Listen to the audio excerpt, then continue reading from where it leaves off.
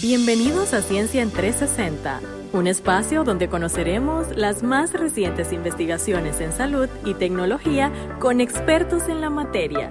Ciencia en 360, un espacio de divulgación científica al alcance de todos.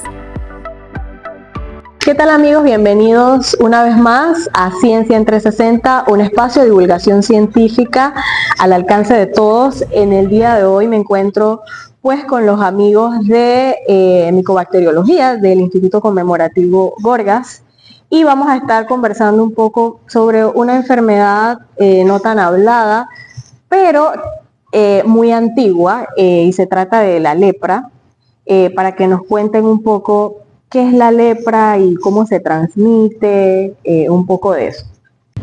Bueno, la lepra, como lo mencionaste, es una enfermedad muy milenaria, antigua desde tiempos bíblicos, también conocida como la enfermedad de Hansen. Es causada por una bacteria, Mycobacterium leprae, que afecta principalmente los nervios periféricos, lo que es la mucosa de la área nasal, la mucosa de la parte del ojo. Es una enfermedad muy estigmatizante, pues las personas que la padecen sufren de mucho estigma, y lo que ha dificultado mucho el control de esta enfermedad o el diagnóstico es que una vez la persona sea diagnosticada se aíslan de la sociedad por temor a ser rechazada, lo que conlleva pues y dificulta lo que es la captación de estos pacientes. Por lo general, la mayoría de estos pacientes son tratados. El tratamiento es gratuito a nivel del Ministerio de Salud, al igual que el programa tuberculosis. Todos estos pacientes de lepra son captados e ingresados dentro del programa del Ministerio de Salud, y el tratamiento es gratuito aproximadamente por unos 12 meses, y el tratamiento consiste pues en un blister de medicamentos que consisten en la rifampicina, dazona y clofazimina. La mayoría del tratamiento pues es gratuito para toda la población, y es muy importante destacar que una vez que el paciente haya recibido el tratamiento, este deja de ser infectivo a los 3 días, ya que ya deja de contagiar a otros pacientes, a otras personas. Y aún teniendo la enfermedad. Aún teniendo la enfermedad. Solo que ya no sigue teniéndola, pero ya no es ya no la van a transmitir a otras personas. ¿Cómo se transmite esta enfermedad? La principal forma de transmisión pues a través de las gotitas de saliva o estornudos cuando una persona enferma no ha recibido el tratamiento y está en un contacto muy estrecho o prolongado con otras personas. Por lo general siempre son los familiares de convivencia. Esto también puede acercarse a través de las lesiones en la piel, aunque es muy poco el porcentaje de contagio a través de las lesiones, ya que estas más que todo por las vías aéreas a la hora de que se liberan los vacíos, ya sea al estornudar o la persona hablar. Claro, y creo que un poco el estigma es porque se cree que por medio de las lesiones, aunque sí, es muy poco probable. Es muy poco Entonces, probable. No me acerco porque... Es correcto. En tiempos bíblicos esto siempre ha sido una enfermedad muy estigmatizada, donde las personas eran aisladas o exiliadas de la sociedad, pues decían que era un castigo divino. Pues igual en la actualidad se mantiene como este estigma a estos pacientes y siempre son rechazados en la sociedad. ¿Cuáles son los síntomas más frecuentes? Los principales síntomas pues son estas manchas parecidas como al paño blanco. Lo único que sí es muy característico de esta enfermedad, pues que a la hora del paciente presentar este tipo de lesiones, ya pueden ser manchas blancas, enrojecidas, con bordes elevados, es que la principal característica es la pérdida de sensibilidad, que es una de las características clínicas que te va a hacer diferenciar la lepra de cualquier otra enfermedad dermatológica. Además de esto, entre los otros síntomas puedes presentar desgrosamientos en lo que son los nervios periféricos de la mano, pérdida en lo que es el paciente en la fuerza para agarrar las cosas, que tiene esa debilidad muscular. Y bueno, ya en los casos mucho más avanzados que no se haya diagnosticado, pues la amputación, que la persona vaya perdiendo parte de las extremidades. Y en el peor de los casos, pues ya los pacientes muy avanzados, pues va perdiendo lo que es la parte de la nariz, lo que es la ceja, la cola de la ceja, va creando esa forma como leonina, una cara engrosada. Y estas son ¿Dónde son frecuentemente estas lesiones? ¿En todo el cuerpo? Las lesiones por lo general son en todo el cuerpo. ya van desde, mencioné, las manchas, los nódulos, esto van apareciendo en cualquier área del cuerpo. Ok, ¿se puede confundir con otra enfermedad? ¿Las lesiones son parecidas a otra? Se confunde con las tiñas, o por lo menos los paños blancos, como mencionó el compañero. Se entiende porque, bien, lo de las extremidades que generalmente se busca son la sensibilidad, que puede ser adormecimiento, hormigueo en las extremidades, debilidad, como mencionó. Lo de las manchas, que no generalmente se pueden encontrar al nivel de la espalda, al frente del cuerpo, que son ronchas o pequeñas manchas color blanco, entonces hay que revisarlas, ¿no? Analizarlas, igual hacer con la comparación con unas micosis que pueden confundir, exacto, o alguna otra pues, manifestación dermatológica que pueda considerar. En este caso sí es recomendable, y el que se debería hacer es la evaluación por un dermatólogo, para hacer la evaluación obviamente completa y hacer todo el esquema de pruebas que se debe hacer en la parte clínica y hacer el diagnóstico diferencial en este caso. Claro. ¿Cómo estamos en Panamá, las cifras de lepra? Ahorita mismo, bueno, generalmente desde lo último pues, que se ha mantenido acá con epidemiología, o la comunicación que hemos mantenido con epidemiología, el número de casos puede ir entre 5, 6, 7 casos por año. Las regiones donde se ha logrado identificar algunos casos, pues está el área de Panamá Metro, el área de Bocas del Toro, Chiriquí, Darién. ¿Por qué en estas áreas? No quiero decir con eso que sean áreas donde hay lepra, es porque se ha hecho un proceso de capacitación, de docencia, tanto la parte de la sección de tuberculosis del Ministerio de Salud como nosotros acá en el Instituto Borga, hemos hecho un proceso de capacitación. Entonces, en ese proceso de capacitación es un conjunto donde va la parte dermatológica, parte médica, parte de laboratorio, enfermería, epidemiología. Entonces es un trabajo en conjunto. Entonces eso ha, pues obviamente, bien dice el dicho, ¿no? Lo que se busca se encuentra. Entonces hemos encontrado casos, probablemente en las otras regiones haya casos, lo único pues que obviamente es, vamos poco a poco, ¿no? Paso a paso en ese proceso de capacitación para tratar obviamente de diagnosticar a tiempo. ¿Consideran ustedes que 5 o 6 casos al año suena una cifra baja? Parece, bueno, 5 es bastante poco, 6 también, pero tomando en cuenta que esto es una enfermedad milenaria, o sea, ¿qué tanto, o como por qué no podemos llegar a 0 casos en un año? Este año no tuvimos ningún caso, ejemplo. ¿Qué nos hace falta como para llegar a ese punto? Diría, pues, en la experiencia es comprometer al personal de salud a la búsqueda. Hay que tener en mente que siempre dentro del diagnóstico existe lepra. Entonces, cuando se hace esa evaluación clínica o el paciente acude, siempre tener lepra dentro de las posibles causas de una lesión a nivel de la piel. Tal vez es una de las enfermedades que se piensa de último. Exacto, porque se piensa, ya no hay lepra. Y muchas veces yo le pregunto, incluso dentro del personal de salud, preguntan, ¿hay casos de lepra? No, pero si eso no existe. Sí tenemos. Lo único que, pues, obviamente hay que buscarlo, hay que hacer un diagnóstico diferencial. El Ministerio de Salud, junto con nosotros acá en el laboratorio, hemos creado normas. Hay una norma para el manejo del paciente con lepra, y nosotros en la parte de laboratorio también tenemos un manual para diagnóstico laboratorial de lepra.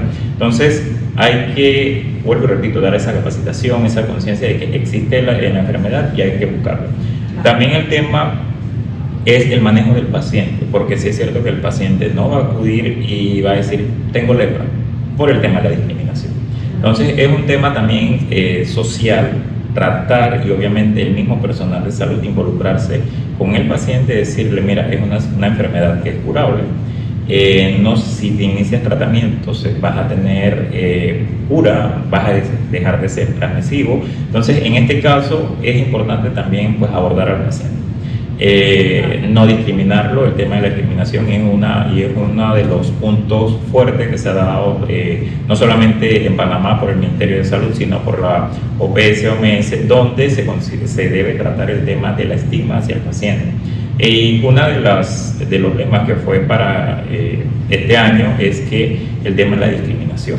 hay que tratar a la lepra como una enfermedad sin discriminación e igual está siendo una de las enfermedades desatendidas. Entonces hay que considerarla nuevamente dentro del panorama de diagnóstico clínico, la lepra.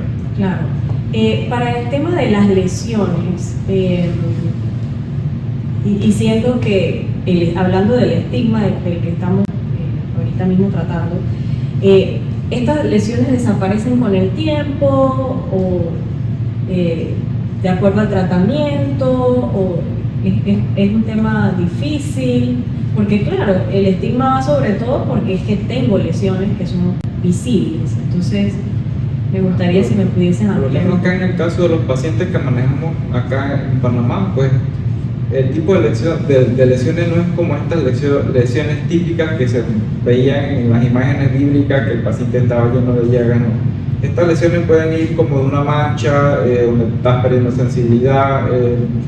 A la hora de recibir el tratamiento, pues hay algunos pacientes que sí van a tener ciertas reacciones post-tratamiento y van a desarrollar algún tipo de nódulos, algo, pero a lo largo del periodo del tratamiento las lesiones sí van a ir desapareciendo y la calidad de vida del paciente va a ir mejorando. Pero no es un proceso que va a ocurrir de que la lesión desapareció a la semana o al mes, no, va a transcurrir un largo periodo progresivo. Pero es progresivo. El tema acá sobre todo es matar al bacilo. Desde que inicia el tratamiento, que el bacilo se va inactivando o matando el bacilo, obviamente va a haber un proceso de recuperación. En caso de los pacientes con extremidades o los dedos, por decir específicamente, que pierden la sensibilidad, va a haber un proceso de mejora. También va relacionado a que el paciente, como pierde la sensibilidad, no intencional, puede ser que él mismo se cause las lesiones, se vaya causando las llagas, porque pierde la sensibilidad. Entonces no es lo mismo una persona normal que al momento de tocar o pinchar algo o calor, por decir algo, quite y exacto, la reacción inmediata es quitarlo. Pero en caso de estos pacientes puede ser de que si tocan algo caliente no lo siente y eso pues son heridas que no a raíz de la enfermedad, sino pues por el tema de la sensibilidad del paciente. Eso puede ser alguna de las causas. Obviamente hay algunos pacientes que generan algunas reacciones en lo que es en la cara, que obviamente van mejorando con el tratamiento. Lo importante acá uno es iniciar el tratamiento del paciente. El paciente, a la medida que va avanzando en el tratamiento, deja de ser infectivo y a la vez entonces pues va a haber un proceso de mejora. Por suerte, y creo que aquí en el país de los casos que hemos visto, no hay ese estado de lepra avanzado, donde ya vemos pues que ya prácticamente tienen extremidades totalmente mutiladas, incluso pues heridas un poco fuertes a nivel de la cara. ¿Cuáles pueden ser los casos más extremos? En que hablamos de una lepra, wow, que hemos encontrado en el país, pues nos encontramos una paciente, creo que la región de Darién, que ella sí tenía mutilaciones en las extremidades, en los dedos, en las piernas. Y esto es producto de la enfermedad. De la enfermedad. Y dichas lesiones fueron progresivas, pues la paciente no tenía sensibilidad y cuando ya vio, la enfermedad ya le había consumido parte de sus miembros inferiores, lo que son los dedos, de las piernas. Estamos hablando de una paciente que tenía pocas probabilidades de acceso. En el área de Darién, una paciente pues vivía en una comunidad muy rural, igual desconocían la enfermedad y también bueno, es importante señalar que el diagnóstico de la lepra es un diagnóstico más que todo clínico y si el médico que atiende al paciente no tiene esa expertise o ya por considerar que no existen casos en Panamá, todos piensan que tienes cualquier otra enfermedad o una enfermedad reumatoidea que te recogió las extremidades o algo, pues en el caso de esta paciente pues ya estaba en un estado muy avanzado y el diagnóstico más que todo se hizo ya fue clínico por toda la sintomatología que tenía y el examen dermatoneurológico que le realizó la Y en ese caso, ¿qué se hace? O sea, igual se le da el tratamiento al paciente, pero ya las lesiones no son reversibles porque se fue detectada ya de una manera tardía. Más bien el tratamiento sería también como en base a evitar esa transmisión, esa propagación. Exacto, lesiones, infección, porque puede ser que la lesión genere una infección bacteriana, entonces hay que tratar también de orientar al paciente, de tener cuidado, hacer proceso de limpieza y todo. Prevenir estas lesiones pues que ya le van a causar más un daño emocional al paciente porque ya una vez tengas un nervio atrofiado ya eso no va a ser reversible, ya el daño fue causado. Sí. y el daño va a ser permanente.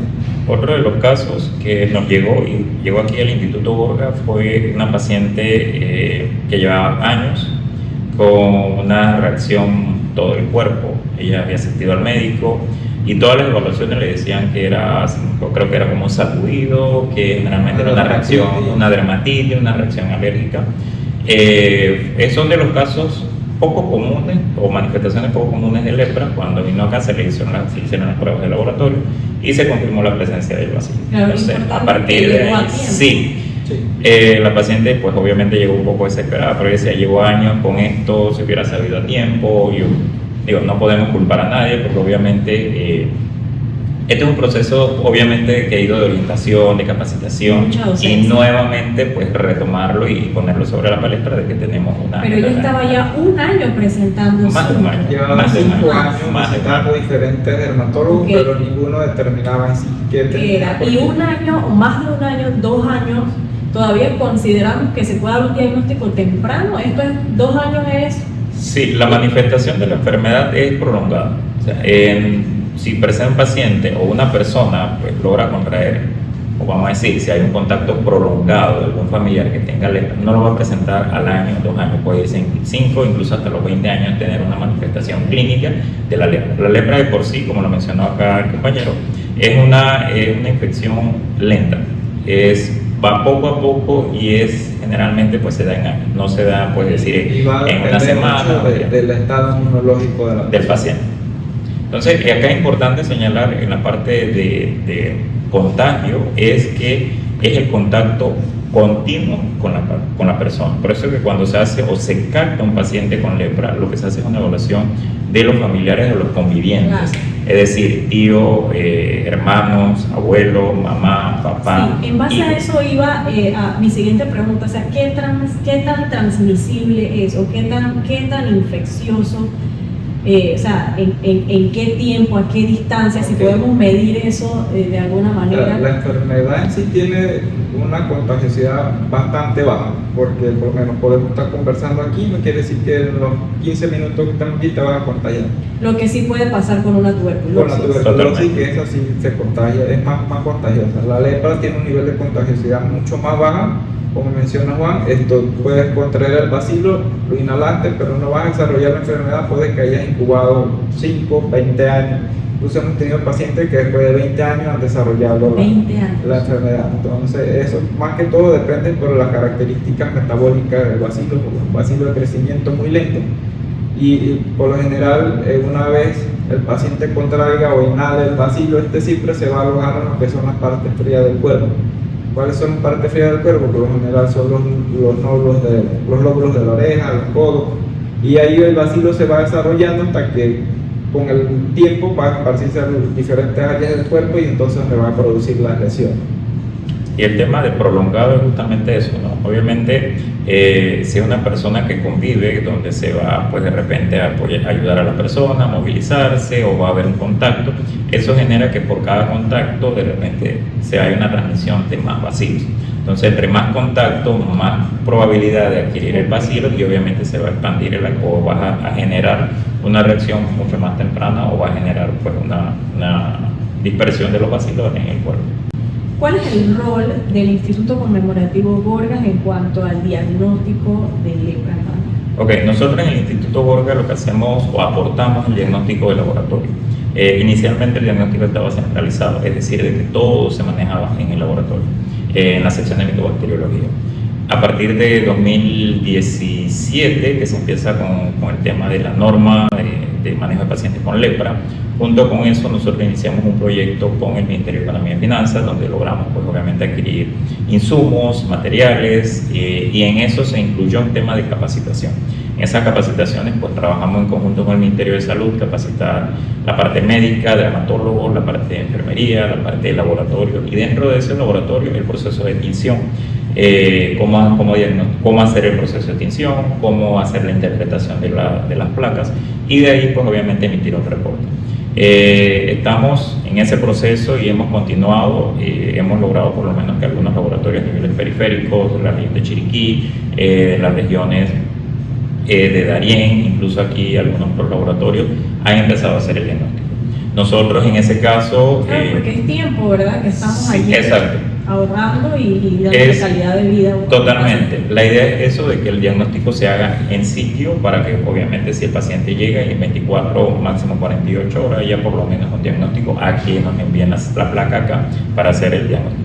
Lo lamentable del diagnóstico es que solamente por vaciloscopía, que la vaciloscopía consiste pues en tomar muestra de linfa de los sitios anatómicos que mencionó el compañero, lóbulo de las orejas, codos, rodilla o alguna lesión que presente el paciente, y entonces de ese se hace, pues se toma una muestra que es la linfa, que se trata de obtener linfa, que es el líquido que se encuentra pues, a nivel de los nódulos, y en ese caso entonces se coloca sobre una placa y esa placa se le hace una tinción muy parecida a lo que es el diagnóstico de tuberculosis, pero hay unas diferencias en temas de interpretación. Entonces con eso pues obviamente se hace el diagnóstico.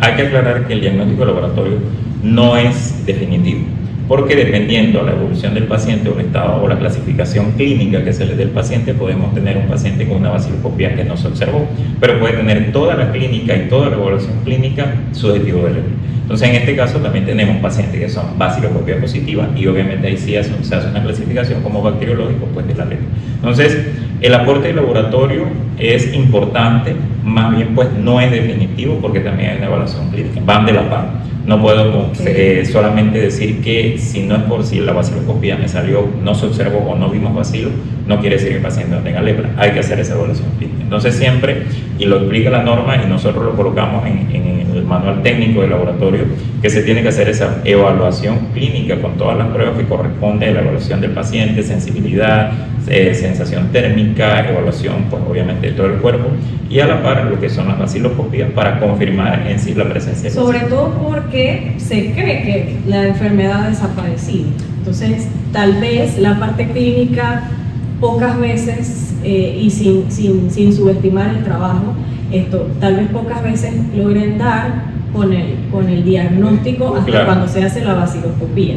Es correcto. Hablando un poquito de la historia de la lepra en Panamá, pues para los años finalizando los años 80, 89, existía en Panamá lo que era un hospital de leprosario que estaba en Palo Seco, que ahí donde manejaban todos estos pacientes que tenían lepra. Luego este hospital cerró y bueno, ya el diagnóstico se dejó de hacer. Incluso nos hemos encontrado con algunos dermatólogos que nos dicen, bueno, yo no tomo una vaciloscopía desde inicios del 90 o finalizando los años Claro. 89 porque ya se había declarado que Panamá era un país libre de lepra. Entonces ahora el repunte de estos casos pues nos sugiere que la mayoría de estos pacientes que se fueron distribuyendo a nivel nacional, algunos no se curaron del todo, fueron desarrollando la enfermedad, fueron transmitiendo. Son los casitos que tenemos los por ahí. casitos que están por ahí Probablemente. dispersos, y es lo que bueno, nosotros consideramos que hay que darle más en la parte del diagnóstico clínico, sobre todo en la parte de dermatología, que son especialistas que se encargan de hacer Claro, y la mucha evaluación del docencia, paciente, mucha docencia. Docencia, eso. Y el tema de la notificación obligatoria. Si bien en Panamá existe un decreto donde obliga a hacer la notificación obligatoria y dentro de eso, pues a lo que a nosotros nos compete, que es tuberculosis y lepra, está dentro de la notificación obligatoria. Entonces, todo caso debe ser notificado al Ministerio de Salud a través de epidemiología y obviamente al programa que corresponde para iniciar el tratamiento. El tratamiento es gratuito. No tiene costo a los pacientes, que eso es importante. Entonces sí se requiere obviamente pues que el paciente tenga ese tratamiento e inicie el tratamiento lo más pronto posible. Claro. Y darle continuidad para o el seguimiento hasta que por lo menos poder decir que el paciente fue así. ¿Cuál es la forma que se realiza esta parte diagnóstica? Es decir, ¿cuáles son los requisitos? O sea, yo lo menos que voy a sospechar es que tengo lepra, pero digo, de repente tengo alguna sintomatología, ¿cuál es el primer paso? Yo tengo que ver primero, voy al médico y ve la parte clínica, él me tiene que referir al laboratorio del Instituto Borjas. ¿Cómo funciona cuáles son los pasitos? los ¿no? pasos.